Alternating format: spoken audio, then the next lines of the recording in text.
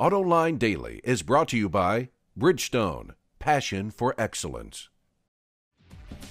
This is Autoline Daily for Friday, August 6, 2010, and now the news. And there is all kinds of news about General Motors today. At the Management Briefing Seminars, a big industry conference, Ed Whitacre, the CEO of GM, said the company will post impressive earnings for the second quarter. And here's my Autoline insight. In the first quarter, GM earned nearly $900 million in profit, so presumably he means a lot more than that. Now, Ford made $2.6 billion for the second quarter, but I'd be surprised to see GM make that much simply because GM's European operations are losing money while Ford's are profitable. Unless GM earned enough in China to offset its losses in Europe, it's unlikely it will match Ford's profitability. Whitacre also said he expects the federal government to dump all of its stock in GM at one time.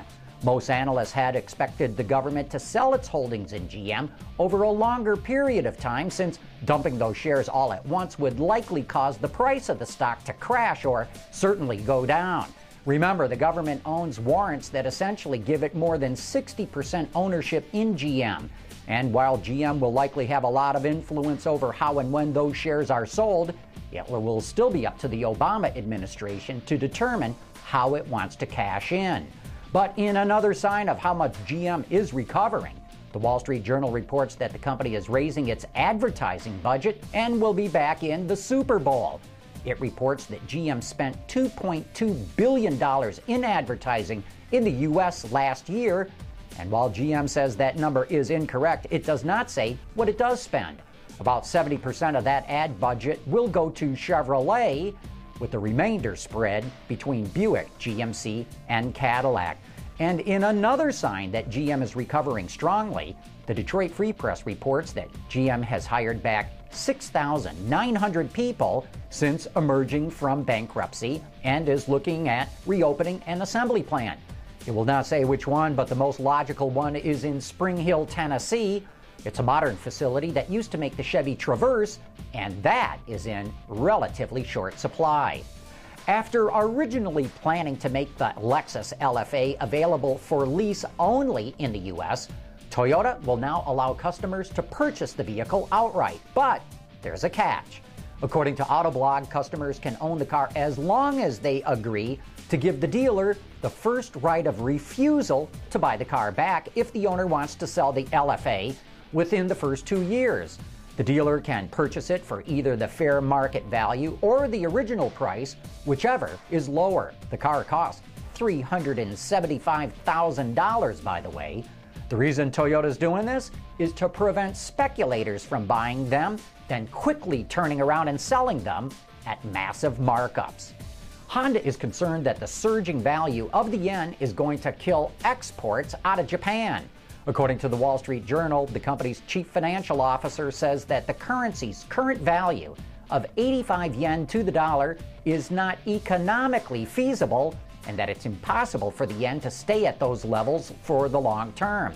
A strong yen makes products made in Japan more expensive in other markets and hurts the company's profitability because of that exchange rate. However, I would add that the only way Japan can quickly reduce the value of the yen is to engage in currency manipulation, and that could lead to trade tensions with the U.S.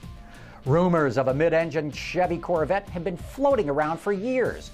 This is the Serve 3, a concept car from 1990. But if a report from British enthusiast Ragazine Autocar is true, an unlikely source has confirmed the project.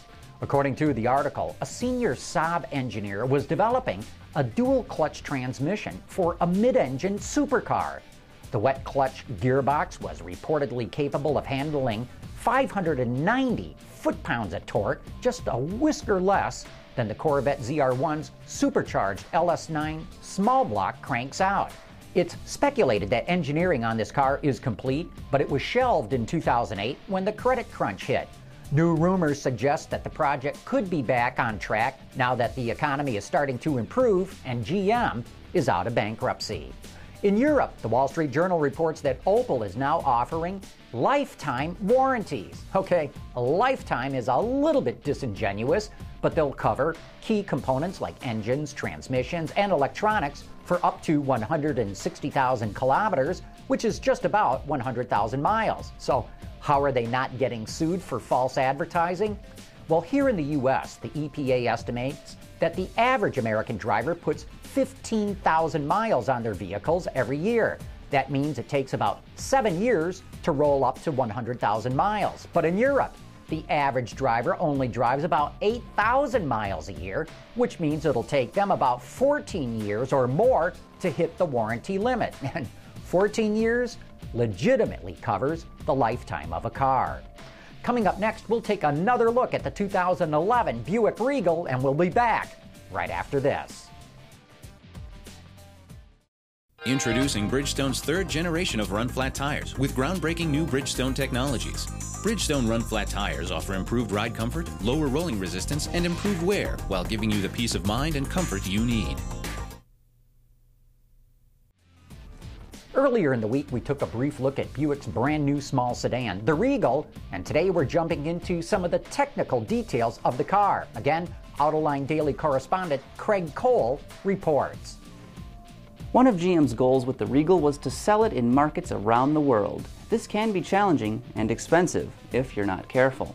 Different countries have different regulations, and if you don't plan ahead, you can end up doing a lot of unnecessary re-engineering. With the Regal, though, GM was thinking ahead, so the changes needed to sell it in the U.S. were relatively minor. We knew we were going to make it a Opel product in Europe, we knew we were going to make it a North America product, and we knew we were going to make it a China product. We developed it to be modular from day one.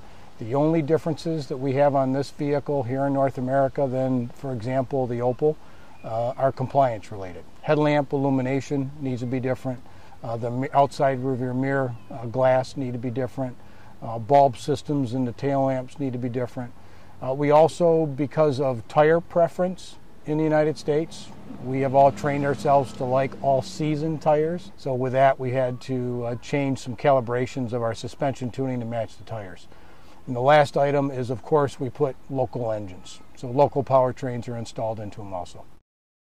The Regal is Buick's smallest car. Its wheelbase is about 4 inches shorter than the LaCrosse's, but it's still more spacious than the competition. It has a few more inches of rear seat legroom than the Audi A4 or the Acura TSX, and it has a couple more cubic feet of cargo volume in the trunk, plus a low liftover height.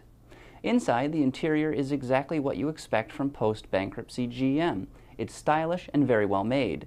The only problem is there are a lot of buttons on the center stack, and it has an iDrive style knob. I found these controls a little confusing on my short test drive, but you'd probably get used to them pretty quickly if you lived with the car, something that should be an option for a lot of potential buyers given what GM is asking for it. Pricing starts at $26,995 for a very well-equipped Regal with a 2.4 liter leather, and then it can go up from there. The turbo is going to start at the $29,500 range. And then you can add things like navigation and sunroof on top of that, so it'll probably stretch to the $32,000 or $33,000 range fully loaded. Thanks for that report, Craig. The Regal has a significant pricing advantage over its competition. The TSX starts at almost $30,000, and the A4 starts at nearly where the Regal tops out. We'll have to wait and see if this benefit translates into sales for Buick, but the early signs are encouraging. And that is it for today's top news in the global automotive industry. Thanks for watching. We'll see you next week.